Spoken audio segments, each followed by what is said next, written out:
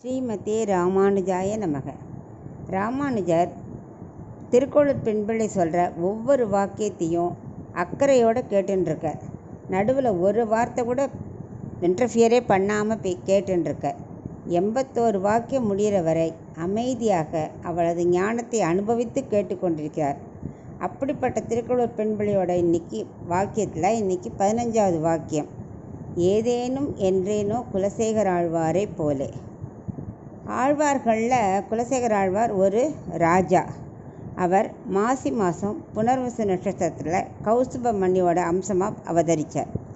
கேரள ராஜா. அவர் ரொம்ப ரொம்ப பக்தி உள்ளவர். ராஜாவாக இருந்தால் கூட அவருக்கு பக்தி ரொம்ப ஜாஸ்தி. மற்ற எல்லா ஆழ்வார்களும் தமிழ்நாடு, இவர் மட்டும்தான் கேரள ராஜ்யத்தை சேர்ந்தவர். இவருக்கு சேரகுல சிகாமணி அப்படின்னே பேர்.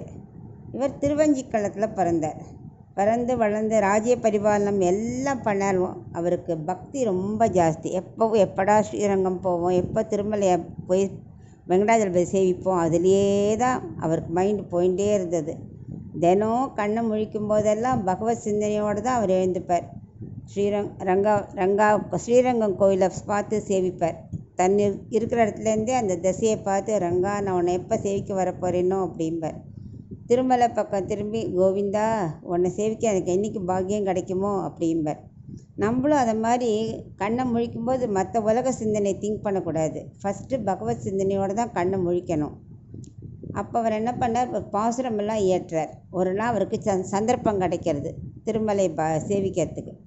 அங்கே போனால் அவர் அப்படியே அதில் மயங்கிட்டார். இந்த இடத்துல ஒரு மீனாக இருக்க மாட்டேனா, இல்லை ஒரு பறவையாவானும் இருக்க மாட்டேனா, என்னோடய வாழ்நாளில் அட்லீஸ்ட் இங்கே ஓடுற புஷ்கரணியாவானும் இருக்க மாட்டேனா, செண்பக மரமாக இருக்க மாட்டேனா, என்ன தான் ஏதாவது ஒரு சந்தர்ப்பத்தில் இங்கே ஏதாவது ஒரு பாகத்தில் இருக்க மாட்டோமா, ஏதேனும் ஆவேணும் அப்படிங்கிறார். எதாக இருந்தாலும் பரவாயில்ல, இந்த பகவத் பிளேஸில் நமக்கு ஒரு இடம் இருந்தால் போகிறோம் அப்படிங்கிறார். இல்லை படியாய் கிடந்து உன் பவளவாய் காண்பேனா, அந்த பெருமாள் கூட கோவில் பக்கத்தில் படி இருக்கே, அதுவாக இருந்தால் கூட போகிறோம். அடியார்கள் பக்தர்களாக என்னை மீச்சின்னு போவாளே, அந்த பாக்கியத்தை அவருடைய பாத துளிகளை மேலே பட்டு அந்த பாக்கியத்தில் அப்படியே உன்னை தரிசிச்சு நான் இருக்க மாட்டேனா, இப்படி புலம்புறார் அவர். அப்படி ஒரு பக்தி அவருக்கு. அதைத்தான் இந்த பெண்பிள்ளை சொல்கிறா. ஏதேனும் என்றேனோ குலசேகரரை போலே. அவர் சொன்னார், ஏதானும் இருந்தால் போகிறோன்னாரு. அந்த மாதிரி பக்தி எனக்கு இல்லையே அப்படின்னு தான் அந்த திருக்கோளூர் பெண்பிள்ளை புலம்புறா. நான் இந்த ஊரை விட்டு போகணுன்னு நான் ஏன் நினைக்கிறேன், வைத்தியமானதி பெருமாள் கோவில்லையே நான் ஏதானு இருக்க மாட்டேன்னா எனக்கு தோணவே இல்லையே அப்படின்னு அந்த பொண்ணு சொல்கிறா. அப்புறம் ஒரு நாளைக்கு ராமானுஜர் என்ன பண்ணுறார், யார் இதை கேட்டுன்னு இருக்கா, ராமானுஜர் திருப்பதிக்கு போச்சே அவர் அந்த பதியை மிதிக்க மாட்டார். ஏன்னா அந்த ஆழ்வார்கள்லாம் அந்த இடத்துல ஏறி போயிருப்பா. குலசேகர ஆழ்வார் வேறு சொல்லியிருக்காரு, படியாய் கடந்து உன் பவளவாய் காண்பேனேன்னு இருக்கார். ஸோ அவர் இந்த இடத்துல எந்த இடத்துல அவர் இருக்காரோ அவர் நம்ம பாதம் அதில் படக்கூடாதுன்னு முட்டி போட்டுன்னு மேலே ஏறுவாராம். அவருக்கு அவ்வளவு பக்தி குலசேகர ஆழ்வார் மேலே. பெருமாள் இவ்வளவு பக்தியோடு இருக்கிறவரை அனுகிரகம் பண்ணாமல் இருப்பாரா? நிச்சயமாக அவர் இங்கே எங்கேயாலும் படியாக கிடப்பார், மீனாக கிடக்கிறாரோ, பறவையாக இருக்காரோ, அப்படியே ஒன்றொன்றையும் பார்த்து இது குலசேகர ஆழ்வாரோட இதாக இருக்குமோ அப்படின்னு நினச்சிப்பாராம். அந்த மாதிரி பிரேமே உள்ள ராமானுஜர்கிட்ட இந்த பெண்பிள்ளை சொல்கிறா, ஏதேனும் ஆவேன் என்றேனும் குலசேகர ஆழ்வாரை போலேன்னு. அப்போ இவளுக்கு எவ்வளோ ஞானம் இருக்கணும், இவையெல்லாம் தெரிஞ்சு வச்சுட்டுருக்கா. ஒரு தடவை என்ன பண்ணார், அவர் ஸ்ரீரங்கம் போனார் ஸ்ரீராமானுஜர். அங்கே கிளி இருக்கும். அந்த கிளி எப்போ பார்த்தாலும் கீன்னு கத்தும். அப்போ அவர் சொல்லுவாராம், கீன்னு கத்தாத, குலசேகரா என்று கூப்பிடு அப்படிம்பாராம். அந்த அளவுக்கு அவருக்கு குலசேகர ஆழ்வார் மேலே அபிமானம்.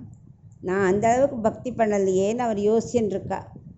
இதெல்லாம் ராமானுஜர் மனசுக்குள்ளே நினச்சி பார்த்துக்கிறார், பொண்ணுகிட்ட சொல்லலை, மனசில் நினச்சி பார்த்துட்டு இப்படிப்பட்ட ஆழ்வாரை பற்றி இந்த பொண்ணு இவ்வளோ சுருக்கமாக அழகாக ஏதேனும் என்றேனோ குலசேகர ஆழ்வாரை போலன்னு சொல்லிட்டாளே அப்படின்னு அவருக்கு ஒரே ஆச்சரியம்.